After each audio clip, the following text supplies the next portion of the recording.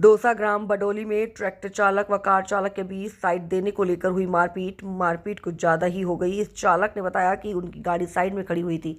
तेज गति से आ रहे ट्रैक्टर ने उनकी गाड़ी के टक्कर मार दी और वह कार में तोड़फोड़ कर दी। वह महिलाओं के साथ भी बदसलूकी की, जिसको लेकर इस मामले ने तूल पकड़ लिया। सैकड़ों लोगों की भीड़ जमा हो गई। माहौल ज़्यादा बिगड़ने के मामले को लेकर पुलिस भी मौके पर पहुंची।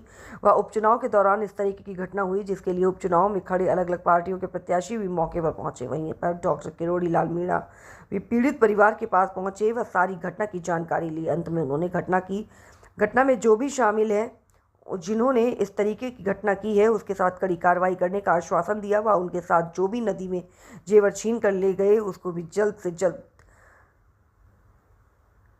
दिलवाने का आश्वासन दिलाया। वहीं पर उन्होंने कहा कि उपचुनाव में जो भी प्रत्याशी खड़ा हुआ है, वह इस तरीके की नींद नहीं है, घटना नहीं करवा सकता। उन्होंने कहा कि 2 लोगों को गिरफ्तार कर लिया गया है। वह घटना की फिर भी दर्ज हो चुकी है। पीड़ित को निष्पक्ष न्याय मिलेगा और अपराधी लोग जेल जाएंगे। सभी भाइयों से हाथ जोड़ के प्रार्थना करना चाहता हूं कि कोई चुनाव लड़ने वाला कोई भी ऐसी हरकत नहीं कराएगा, चाहे उसका कितना भी मजबूत समर्थक हो। अब जिन लोगों ने हरकत की है, उन दोनों को गिरफ्तार कर लिया पुलिस ने, और एफआईआर में जो भी आपने लिखा है, मोबाइल लेने का, चेन लिखने का, बदसलूकी करने का, उस हर पॉइंट की धारा लगेगी और उसमें उनके खिलाफ कार्रवाई होगी। और जो भी सामान झपटा है, उसकी पुलिस पूरी बरामदगी करेगी।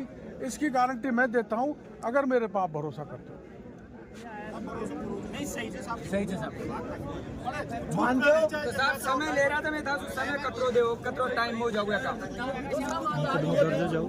देखो, मुकदमा तो शायद दर्ज हो रहा है। क्यों थानेदार जी, सीओ साहब, इन्होंने एफआईआर दे दी, दर्ज हो रही है। मोटा ऑफेंस, 2 मिनट,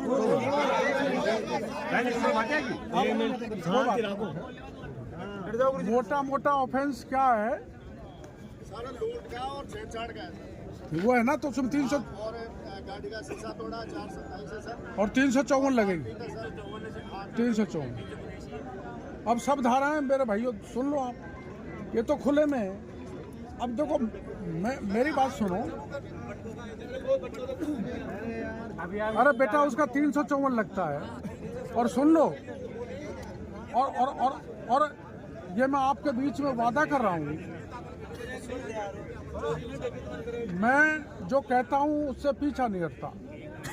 ऐसे मामलों में जो यहाँ घटना हुई है, ऐसे मामले में मैं आपको आश्वासन देता हूँ, भरपूर आश्वासन देता हूँ।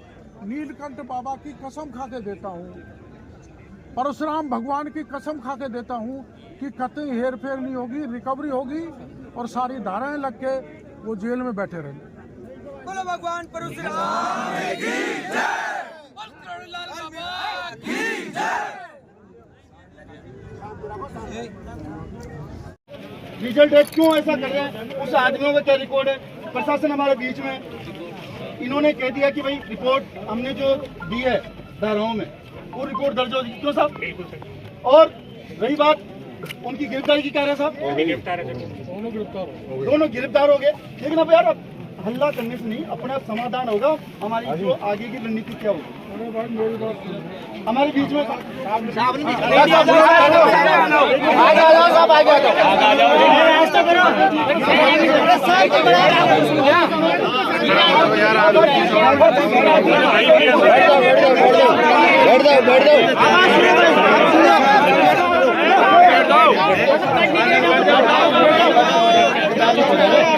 सब चीज नहीं करता सर, आराम से सब चुप हो जाओ।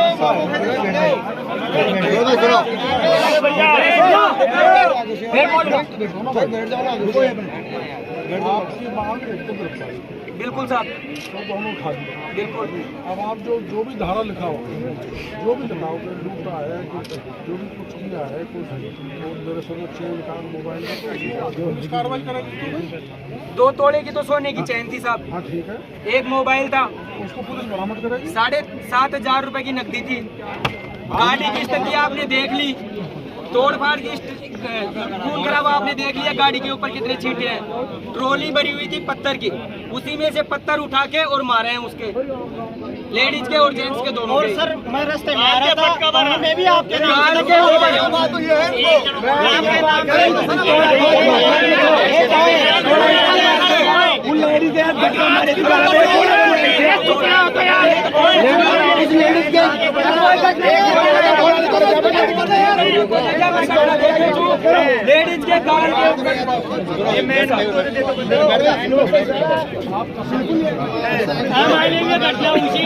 हाँ सुनो सुनो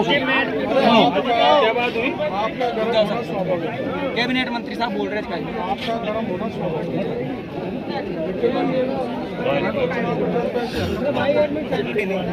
अगर किसी ने मेरे नाम से किए तो उसको कठोर से कठोर सजा दिलाना सारा आपका जो पुलिस पैसा है वो जो भी है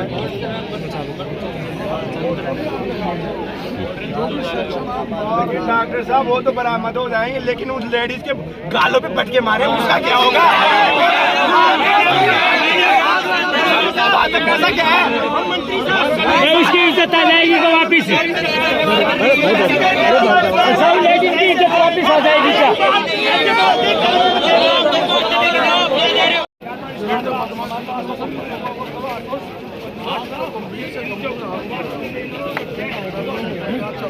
जो भी कुछ हुआ उन धाराओं में गिरफ्तार रहेंगे, जमानत वोट करेंगे, पुलिस से हम नहीं छूटने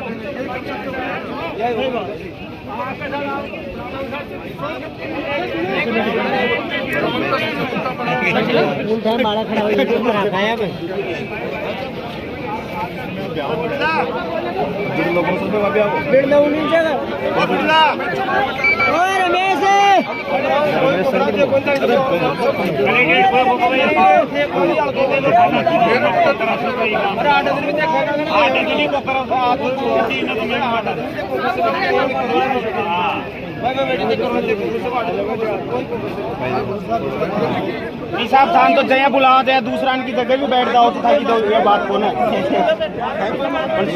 मांगी तो बात